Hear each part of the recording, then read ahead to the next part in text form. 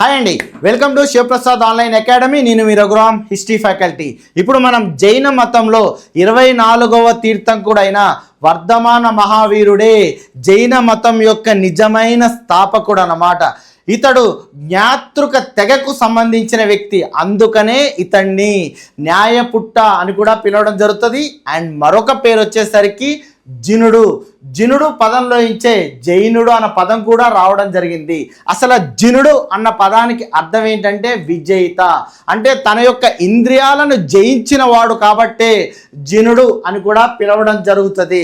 And మరొక పేరు వచ్చేసరికి కైవలి అంటే సంపూర్ణ జ్ఞానాన్ని పొందినవాడు, అంటే సుప్రీం నాలెడ్జ్ అన్నమాట. తనకి 42 సంవత్సరాలు ఉన్నప్పుడు కైవల్యం చెందాడు అంటారు, అంటే ఎన్లైట్మెంట్ పొందాడని కూడా చెప్పడం జరుగుతుంది అన్నమాట.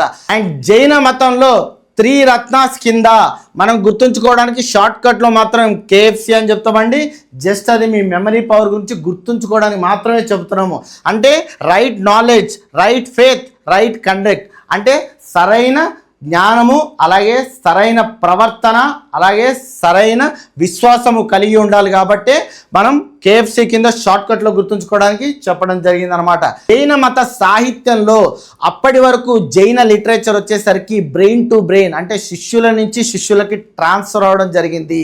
కానీ జైన్ కౌన్సిల్ ఫస్ట్ టైం 300 BCలో పాటలీపుత్రలో జరిగిందనమాట.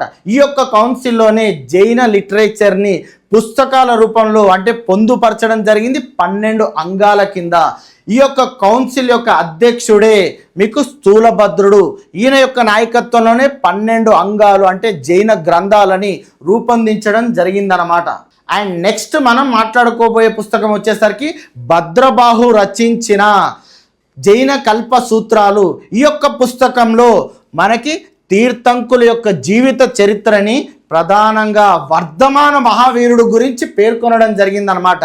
అండ్ మరొక పుస్తకం వచ్చేసరికి హేమచంద్రుడు రచించిన పరిశిష్ట పర్వం.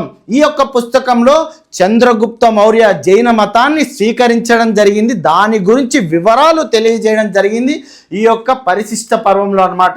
అండ్ మరిన్ని వీడియోస్ కోసం మా ఛానల్ని సబ్స్క్రైబ్ చేసుకోండి. ఈ యొక్క వీడియో ఫుల్ లెంత్లో మీకు కావాలనుకుంటే శివప్రసాద్ అకాడమీ యాప్ని డౌన్లోడ్ చేసుకోండి. And thank you, signing off me history faculty.